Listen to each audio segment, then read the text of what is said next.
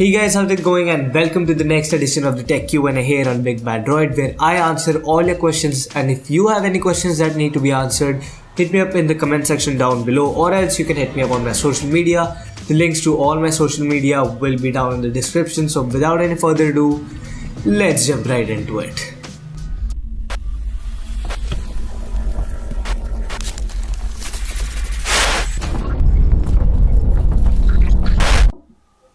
So the first question comes from Sarthak Harshe, and he asks, do you think that Samsung Galaxy S7 will be the best flagship of 2016?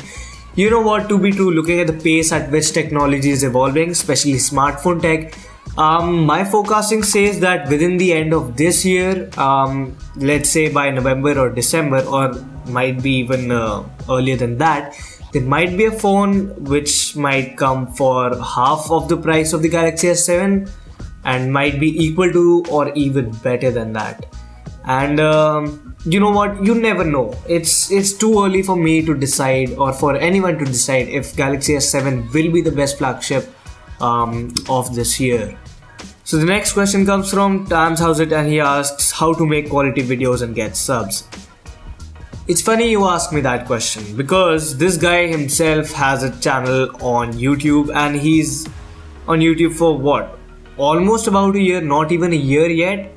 And a guy like me who's on YouTube for, a year and 2 months, and I'm still not at 1,000 subscribers. And this guy, Tams Houset, managed to reach 1,000 subscribers, within a year. So probably I should ask you the same questions. So the next question comes from Sonak Pal, and he asks how to get ideas for new videos.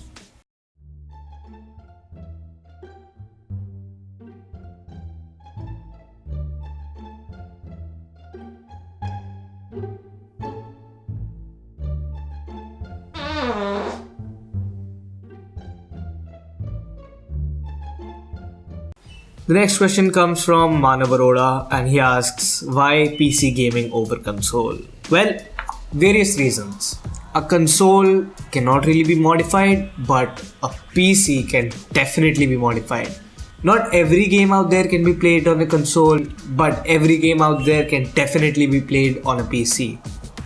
Thirdly, if you have a good graphics card in your PC, the frame rate level is definitely going to blow any console out there very easily.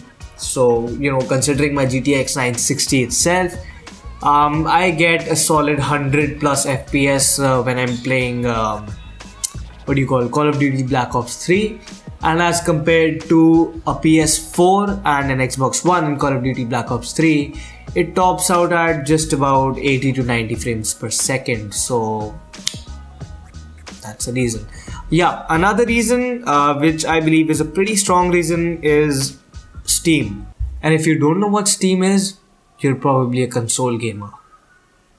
So the next question comes from Karan Sidhu, and he asks why are cables so darn expensive? And by cables, this guy means HDMI cables. Well, HDMI cables are not really that expensive until and unless you plan to go for the ones that are made up of gold or platinum or adamantium. But I don't know why you asked this question. If you really want an HDMI cable, hook me up on Facebook, dude. I'll probably send you one. The offer does not stand valid for each and every guy out there, so please don't bomb my inbox. Next question is asked by Karan Mani, and he asks your thoughts on the iPhone 7 versus Galaxy S7. It's too early to say anything about the iPhone 7 as of now. However, the rumors are out already. But rumors are still rumors. We can't really rely on them. The rumors say it might have a dual camera, so I don't really think so. The same rumor came out at the time of the iPhone 6 and 6S and 6S Plus and 6 Plus 2.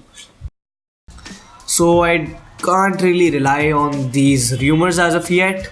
But as far as they are concerned, Samsung is known to have the best displays out there in the market. So my bet on the display area is on the Galaxy S7 and not on the iPhone 6. It's seriously a little too early to say anything about the iPhone 7.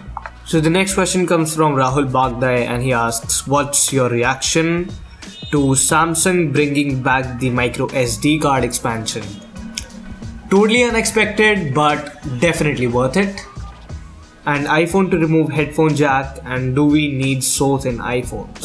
Apple removing the headphone jack from iPhones, I don't really think there's a need for that because we already have phones that are way too thin, and the thinner the phones get, the more fragile they become and the easier it is to break them. So I'm definitely not in favor of the removal of a 3.5mm headphone jack over the iPhone 7 if it happens at all. For the guys out there who really like thin phones, you guys probably might have a 4mm or a 3.5 or even a 3mm iPhone 7, which for me I don't think is going to be very true, because in such a thin phone you can't really fit a motherboard with the battery and the camera module and everything else. I think it is still a rumor, and I think it will continue to be a rumor. They're probably just going to promote their lightning port and just be done with the 3.5mm headphone jack. So they're probably just doing that. They just want to get rid of the 3.5mm jack only to promote the lightning port. You never know.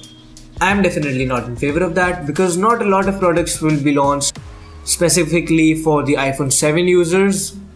Not every headphone out there, not every earphone out there will have only and only a lightning port in the end. They'll probably make it a hybrid port. Or a split cable at the end, which has a 3.5mm headphone jack on one end and the lightning port on the other. So that's probably my views or my reaction that you asked. Oh, sorry, you asked for my reactions. Samsung to bring back microSD card expansion again. iPhone to remove headphone jack. Do we need so thin phones? No. So the next set of questions have been fired to me by Aishwarya Kakkad, and she asks, who invented Wi-Fi? John O'Sullivan. Why does my 3G suck? You probably use an iPhone. Should I go to 4G or is it a scam? If you're using an Airtel 4G, it's probably a scam. Why are you so rude to iPhone users? I'm not. The next question comes from Mubashir Ali, and he asks, how to use internet on Nokia 3310. Do I even know what phone that is? Oh. So last but not the least, this question comes from Shubh Kane, and he asks, my motherboard supports up to 1330 MHz of RAM. If I put more than 1330 MHz, then what happens? Well, it depends upon the motherboard and the CPU that you have, but I'm going to tell you about two scenarios or two things that might happen if you plan to proceed with this kind of an idea. Number one, pretty straightforward and very simple. Your system might not work and the RAM sticks might just not be read, might not even be recognized by your motherboard, and hence your system might not even start. However, in the second scenario, depending upon the motherboard and the kind of CPU you have, if both of them are more advanced, more intelligent, obviously, your RAM sticks might get underclocked to the capacity at which your motherboard can handle a RAM stick, which would basically mean that your RAM sticks will not perform as fast as they are supposed to, and also your system and your BIOS might not even recognize the entire amount of RAM that you have. Basically, you might not be able to use the entire RAM that you've installed, leading to a comparatively less smoother or a slower software experience. And if you proceed with such an idea, it would also imply that you're not a genius in computer building. You should probably contact me.